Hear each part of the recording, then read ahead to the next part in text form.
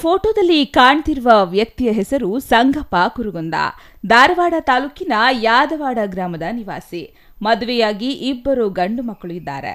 ಗ್ರಾಮದಲ್ಲಿ ಗಾರೆ ಕೆಲಸ, ಮೇಸ್ತ್ರಿ ಕೆಲಸ ಮಾಡಿಕೊಂಡಿದ್ದ ಸಂಗಪ್ಪ ಗ್ರಾಮದಲ್ಲಿ 3 ಮೈಕ್ರೋ ಫೈನಾನ್ಸ್ಗಳು ಸೇರಿದಂತೆ ಕೆಲವರ ಬಳಿ 5 ಲಕ್ಷಕ್ಕೂ ಹೆಚ್ಚು ಹಣವನ್ನ ಸಾಲ ಮಾಡಿದ್ದ. ಸಾಲದ ಹಣವನ್ನ ಮರುಪಾವತಿ ಮಾಡಿರಲಿಲ್ಲ.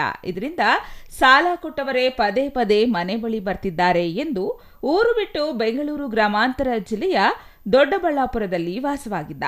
ಅಲ್ಲಿಯೂ ಸಾಲಗಾರರ ಕಿರುಕುಳ ಆಗ್ತಿದೆ, ಇದರಿಂದ ಕೌಟುಂಬಿಕ ಕಲಹ ಆಗ್ತಿದೆ ಎಂದು ಚಿಕ್ಕಬಳ್ಳಾಪುರದ ಬಳಿ ಆಗಮಿಸಿ ವಿಷ ಸೇವಿಸಿ ಆತ್ಮಹತ್ಯೆಗೆ ಶರಣಾಗಿದ್ದಾರೆ. ಇನ್ನು ಸಾಲದ ವಿಚಾರಕ್ಕೆ ಸಂಬಂಧಿಸಿದಂತೆ ಇತ್ತೀಚೆಗೆ ಗಂಡ ಹೆಂಡತಿ ಮಧ್ಯೆ ಗಲಾಟೆ ಸಹ ಆಗ್ತಿತ್ತಂತೆ. ಇದರಿಂದ ಹೆಂಡತಿ ಗೀತಾ ಮಕ್ಕಳ ಸಮೇತ ಸ್ವಗ್ರಾಮಕ್ಕೆ ತೆರಳಿದಳು. ಈಗ ಗಂಡ ಸತ್ತ ಸುದ್ದಿ ಕೇಳಿ ದಿಕ್ಕು ತೋಚದಂತಾಗಿದ್ದಾಳೆ. ನನ್ನ ಹೆಸರು ಗೀತಾ ಅಂತೇಳಿ, ನಮ್ಮ ಯಜಮಾನ್ರ ಹೆಸರು ಸಂಗಪ್ಪ ಕುರುಗೊಂದ್ ಅಂತೇಳಿ. ನನಗೆ 2 ಮಕ್ಕಳಿದ್ದಾವೆ.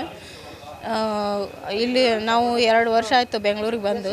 ಊರಲ್ಲಿ ಸಾಲ ಮಾಡಿ ಬಂದಿದ್ದು. ಊರಲ್ಲಿ ಸಾಲಗಾರರು ಕಿರುಕುಳ ಕೊಡ್ತಾಯಿದ್ರು, ಅಲ್ಲಿ ಟಾರ್ಚರ್ ಮಾಡ್ತಾಯಿದ್ರು ಊರಲ್ಲಿ ಸಾಲಗಾರರು. ಏನು ಊರಲ್ಲಿ ಸಾಲ ತೊಗೊಂಡು ಬೇರೆ ಕಡೆ ಇದು ಕೆಲಸ ಮಾಡ್ತಿದ್ರು. ಅವರು ಗಾರೆ ಕೆಲಸ ಮಾಡ್ತಿದ್ರು. ಗಾರೆ ಕೆಲಸ ಮಾಡಿ ಊರಲ್ಲಿ ಸ್ವಲ್ಪ ಲಾಸ್ ಆಯಿತು. ಲಾಸ್ ಆಯ್ತಕ್ಕಾಗಿ ಇದು ಸಾಲ ತಗೊಂಡು ಇದು ಮಾಡಿದ್ರು. ಅವರು ಮೈಕ್ರೋ ಫೈನಾನ್ಸಲ್ಲಿ, ಉಜ್ವಾನಿ ಬ್ಯಾಂಕಲ್ಲಿ, ಲಬಾರ್ಡ್ ಬ್ಯಾಂಕಲ್ಲಿ ತೊಗೊಂಡಿದ್ರು. ಕೈ ಸಾಲ, ಬಡ್ಡಿ ಸಾಲ ತೊಗೊಂಡಿದ್ದಾರೆ. 1-2-3 ಲಕ್ಷ ಐತೆ ರೀ, ಅದು ತೊಗೊಂಡಿದ್ದಾರೆ ಬೇರೆ ಕಡೆ ಸಾಲ. ಟೋಟಲ್ ಅದೇ 3 ಲಕ್ಷ ರೀ. ಇದು ಸಂಘಗಳ ಹತ್ರ ಬೇರೆ ಬೇರೆ ಬೇರೆ ತೊಗೊಂಡಿದ್ದಾರೆ. ತೊಗೊಂಡ್ಕಾರ ಅವರೆಲ್ಲ ಟಾರ್ಚರ್ ಮಾಡೋದಕ್ಕಾಗಿ ಇವನು ನಾನು ಇಲ್ಲಿ ಬಂದು 2 ವರ್ಷ ಆಯ್ತು ರೀ. ಇಲ್ಲಿ ಕೆಲಸ ಮಾಡ್ತಾಯಿದ್ರು. ಯಾವ ಸಾಲ ಇದು ಮಾಡಲಿಲ್ಲ. ಇಲ್ಲೂ ಸರಿಯಾಗಿ ಕೆಲಸನೂ ಸಿಗಲಿಲ್ಲ ರೀ. ಸಿಗಲಿಕ್ಕಾಗಿ ಇಲ್ಲೇ ಬೇರೆ ಬೇರೆ ಹಳ್ಳಿಯಲ್ಲಿ ಹೋಗಿದ್ದು ರೀ ಕೆಲಸ ಮಾಡ್ಕೊತಾರೆ.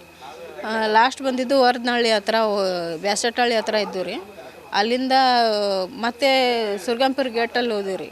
ಅಲ್ಲಿಂದ ಬರೀ ನಂಗೆ ಟಾರ್ಚರ್ ಮಾಡ್ತಾಯಿದ್ದ. ಅವ್ನಿಗೆ ಟಾರ್ಚರ್ ಮಾಡ್ಕೊಂಡು ನನಗೂ ಟಾರ್ಚರ್ ಮಾಡಿ ತಲೆಯದು ಹೊಡೆದು ಇದು ಮಾಡಿ ನಮ್ಮ ಯಜಮಾನ ರೀ ಜಗಳ ಮಾಡಿ ರಾತ್ರಿ ಮಕ್ಕೊಂದು ಕೊಡ್ತಿರ್ಕೆಲ್ಲ ಕೂತ್ಗೆ ಕತ್ತಿಚ್ಚಾಗಿ ಬರೋದು ಇದೆಲ್ಲ ಮಾಡ್ತಿದ್ರಿ.